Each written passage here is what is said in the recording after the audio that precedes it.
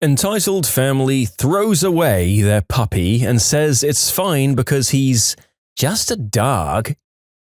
So, this happened 7 years ago.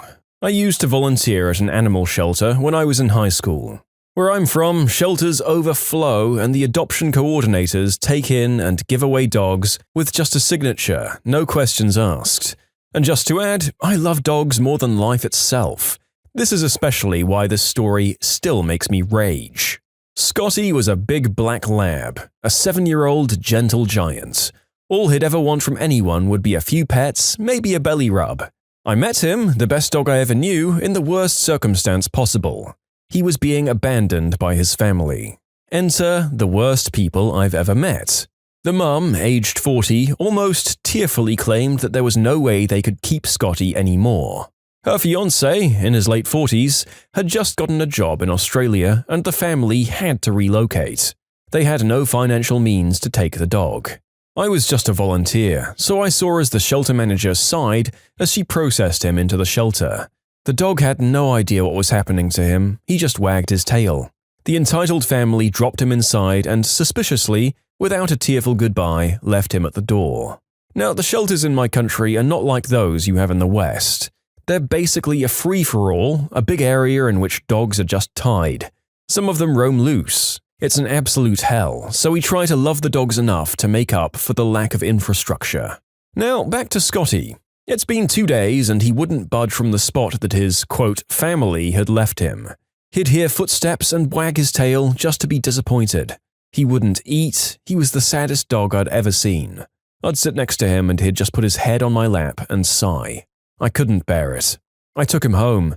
It took him 2 weeks to become happy from depressed. He also had a ton of medical issues. His liver was giving out. I wondered why his ex-family hadn't told us he was this unwell. One day the shelter got a call. It was the entitled family asking if they could visit Scotty. Red flag number 1. They'd said they had to urgently relocate, didn't they? Why hadn't they left yet? I told them politely that Scotty needs some time to get used to his new house. The mum told me that the entitled kid, 10, had been crying for him and wanted to see him. So I agreed. They came to my house to meet him. Scotty was ecstatic. He was almost ready to leave with the kid. What was funny to me was that the entitled mum and fiancé sat in the car while the kid went to pet him and take pictures with him on his phone. He didn't seem emotional and spent about 10 minutes with the dog. This happened 2 or 3 times until I decided it was taking a bit too much of a toll on Scotty. Every time they left, it started all over again. Scotty was sad and depressed and wouldn't eat. I promised myself I'd let him forget those people. They'd now started calling me every other week and I asked them when they were going to Australia. And this has been translated into English, so please bear with me. So when are you guys leaving though? That's none of your business. Well, Scotty's well-being and emotional state is my business, so I can't let you guys meet him again. He doesn't eat for a week after you guys leave. What emotional state? He's just a dog, listen to yourself. And you didn't even tell us he had a liver problem. It's just a dog, can you calm the frick down? You're not allowed back in my home. Okay then, send the dog back to the shelter, that way the kid can go and see him now and then without it being such a hassle. Excuse me, this is his house now. Frick you, B-word. And she hung up. So during this time, my dad was in palliative care at home for the last stage of a lung terminal illness. The house was to be kept quiet to keep my dad comfortable. Scotty would always stand guard outside my dad's room.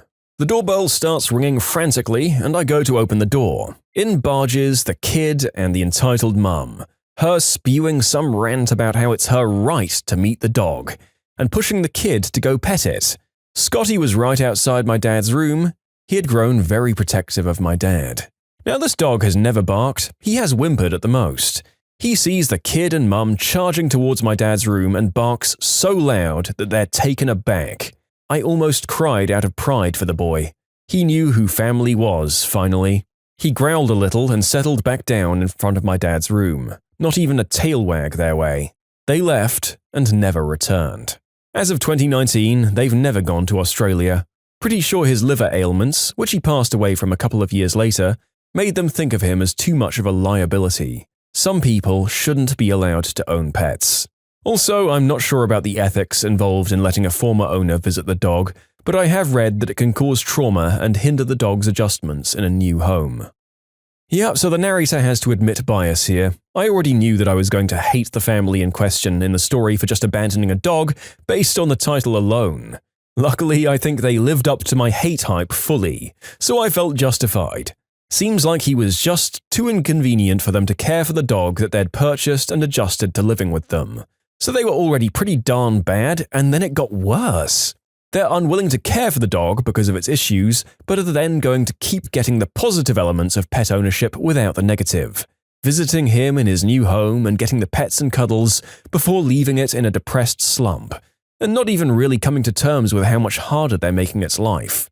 Although, let's be honest, it kinda seemed like they thought the world revolved around them, thinking they had some sort of legal right to barge into someone else's house just for a few selfies and belly rubs before they kickstart the vicious cycle again, turfing the dog off on someone else so they don't have to pay its bills and expecting to be able to see it anyway. Such garbage people. Thank goodness that Scotty finally realized which family he valued more and got them the heck out of there. Otherwise, this could have stretched on a much longer time. Sing, angel of money. Music. Sit, dear listeners, and let me tell you the story of my mother. She may not be the most monstrous of mothers, but she's still a great big pile of, I am your mother and I'm entitled to your existence. Anyways, my mother had a dream. She used to sing, but one tragic, fateful day, she had a throat ache and, quote, destroyed her voice after taking too many, quote, lozenges. Or so she said. The moment she heard me sing, seeing how much I enjoyed it, there were stars in her eyes. Or maybe dollar signs, I can't really be sure, I was about 7. All of a sudden, she cared about me and my future. I guess if she couldn't be a famous singer, she could force me to do it. I was told that my dream was to be a singer. I was told and forced to put everything I had into it. Strenuous, individual classical training, competitions, constant practice. Her favorite was to turn our, at the time, state-of-the-art sound system all the way up and force me to sing over it. She was always nasty and uncaring towards me unless it was 1, in front of other people to make her seem like a good person, or 2, related to singing. I want to say that that's the worst, that's the entitlement. My mum thought that because she had birthed me, she had the right to insist that I follow her dream. But that doesn't even come close to it. Now, I hate to honk my own horn, but I am actually a good singer. I always placed into the top 3, but one year I got first. I nearly cried. Not only was I going to go home with $100, which is a lot for a 10-year-old, and a trophy, but also my mum wasn't going to spend the several-hour car trip back home screaming at me for not having won. I was so very happy. I think I would have rathered the screaming though, as the 10-year-old me excitedly thought of what kinds of nice things she could get herself after working so hard. My mother said, "Hey honey, I know you just got it, but I need your money for diapers and gas to get home. I'll pay you back." And my heart sunk. I knew that if I argued, I'd be whacked for talking back, and my little brother meant and always will mean the world to me, so I reluctantly gave her the money. Diapers for my brothers were important. They were worth it. But even that was a lie. My mother is a liar, and she's selfish, like most entitled mothers. Did she ever pay me back? No. But even worse, did she go and buy diapers and food for us like she'd said she needed?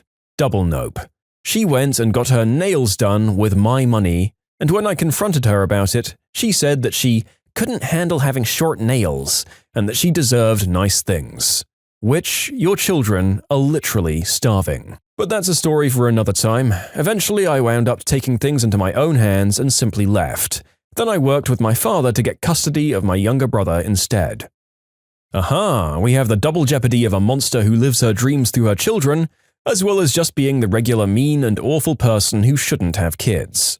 Look, if your kid is on board for the competitions and things, then take them to it, but screaming at them for not winning every time? I mean, do I even need to vocalize how freaking awful that makes you? Also, you aren't exactly enforcing a strong desire to win in your kids if they don't see any kind of benefit in their prize money. Like honestly, even just getting food sounds like it might have been something. You're teaching your kids that things basically suck whether they win or lose. So why bother? I'm beyond happy that the author worked alongside her dad to make sure that this absolute garbage pile of a parent wasn't the primary caregiver in their lives anymore. Although honestly, I wouldn't be too optimistic that she wouldn't just have more kids and try to exploit them instead in the future as well. Someone who'll just continue to make everyone's lives worse just by dint of being around. Hopefully the author found a more supportive and enjoyable outlet for their talent, and only if they wanted to continue with it. Honestly, after this story, I wouldn't blame them for never wanting to sing again. If you like Am I the Jerk, you're probably going to love Am I the Genius. Check it out, linked below. Also, go to amithejerk.com/submit if you would like to submit your own stories. You should let your elders go in front, you disrespectful teen. Yep, so the title pretty much summed up what happened. It happened like an hour ago, and it amuses me still. Also, I told a friend who said I should write in with it. So I was getting a slice of pizza from some pretzel shop. I was the second in line. A lady in front of me was giving her order.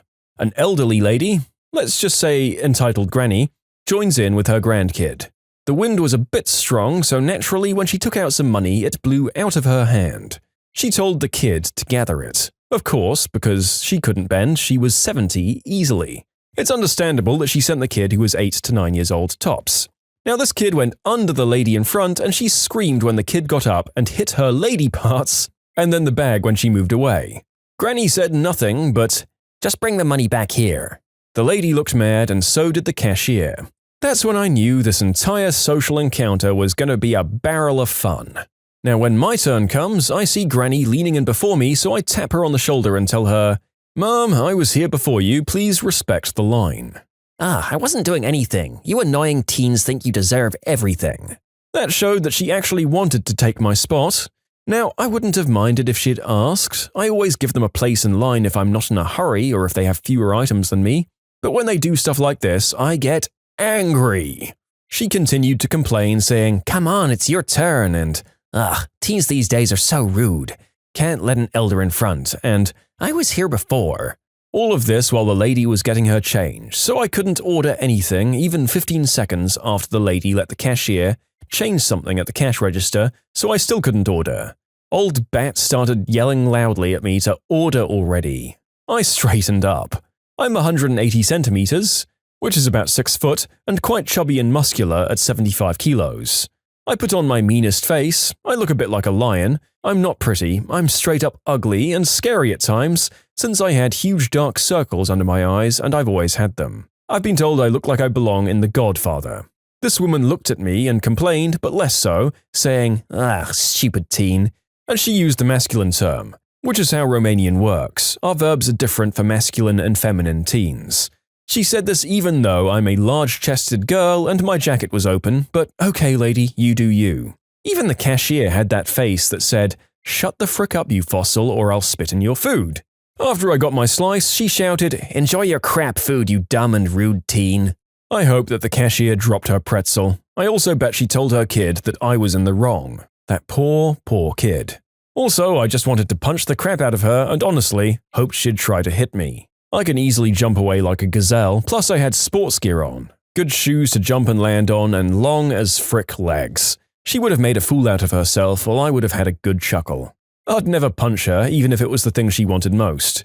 I'm not violent, but gosh, I just love seeing them mess up by themselves. Thanks guys, and have a good day. Well, this sounds like a venomous harridan indeed, doesn't it? I think when she deliberately started trying to make insults about your appearance is when you have to start another really slow order with the cashier. And really and over each menu item and ask what they contain, whether they're gluten-free, what gluten is, other foods that might contain gluten. You know, just really milk that interaction until the nasty bat is just 10 times more angry than before. Also, it's a very flexible pretzel shop that sells pizzas as well, so that menu is potentially enormous. But good on you, you tall, muscular Amazon of a woman. Honestly, most elderly people I know are far more polite than this, and while they might sometimes get a bit nonplussed when ordering food, you can't say that many of them try to just straight up cut in front at the line and demand it as their right by dint of sheer age. I wonder if that cashier did anything dodgy to Karen Sr.'s food.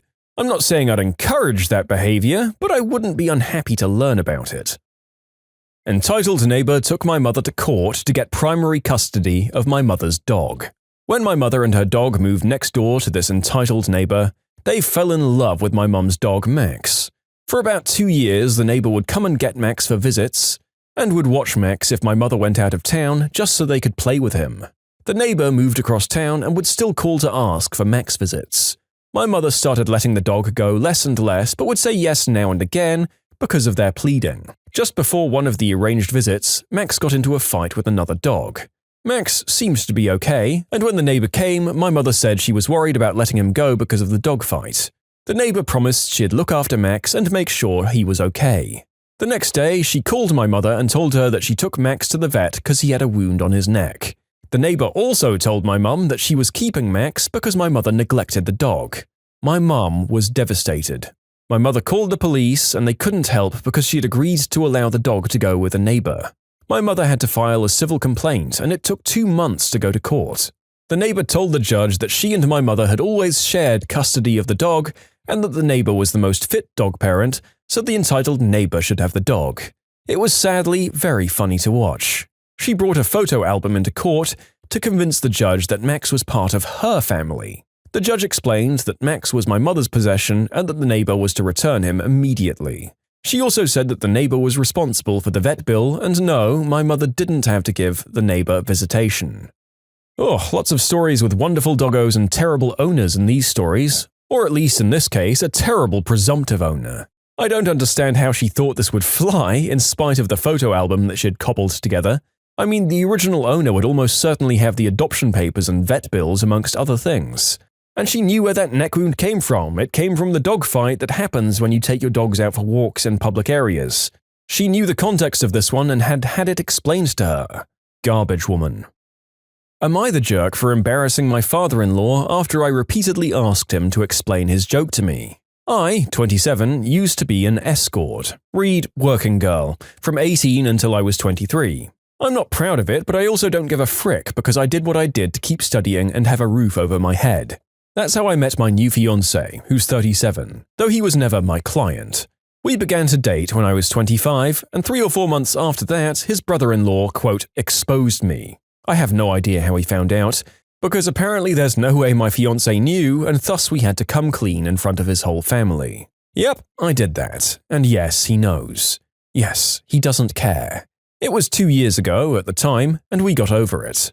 After that, there was a span of 3 to 4 months in which my mother-in-law and some of my fiancé's aunts and cousins policed their husbands while I was around. It was really weird, to be honest, because these guys were like 40 to 60 years old and I wasn't that desperate. So my fiancé shut their bullcrap down hard, and even when his family still gave me the side-eye from time to time, we thought it was behind us. He proposed last year, and 5 months ago we found out that I was pregnant. We were really happy about it, and we told his family as soon as we knew. His sisters and young brother were pretty happy for us, but his mum took me aside and begged me to be honest with her and asked if this was really my fiancé's child. I was taken aback but just rolled my eyes and said yes. She gave me some crappy speech about how she only wanted to make sure and that she was happy to be a grandmother. Well, last weekend we were at his parents' with his family and some of his friends, and we were talking about the name. How he might look. Small talk, we'll love him regardless, but there's always some, oh, I hope he gets your nose. I like your eyes, I hope he gets them, kind of comments. And my father-in-law said that he and his children have a birthmark in the inner thigh, and that even his grandchildren, one of my sister-in-law's kids, get them, so our baby might too. And then he said, but how can we know from whom he got it? It may as well be from me, my boy, or my brothers. And he and his brothers began to laugh. My fiancé got mad, and before he could say anything, I said, I don't get it. And my father-in-law said, yeah, because it runs in the family. And I said, I don't get it. Why would he get it from you? And he began to get nervous and said, because, you know, it's just a joke, all right?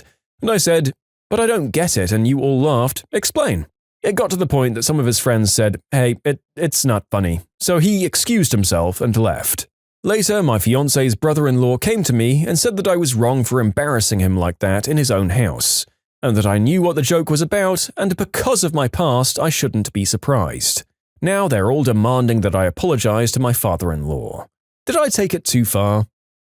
No, madam, you are not the jerk here. It sounds like the in-laws are just a bunch of suspicious, crappy, close-minded people who don't understand that this kind of thing doesn't have to define you as a person for your whole life afterwards. And if you're going to make crappy jokes like that, you've got to be prepared for the other person to retaliate. You don't get to make fun of someone like that and imply that they've cheated on their partner, and then act completely surprised when they come after you for your sick burn. The in-laws need to get over themselves. When you subscribe, make sure to hit the bell to turn on notifications. Put the playlist on in the background to finish listening to all the stories. Or if you want to check out some great music, check out easymode.com. If you like Am I the Jerk, give Am I the Genius a shot. Everything linked in the description.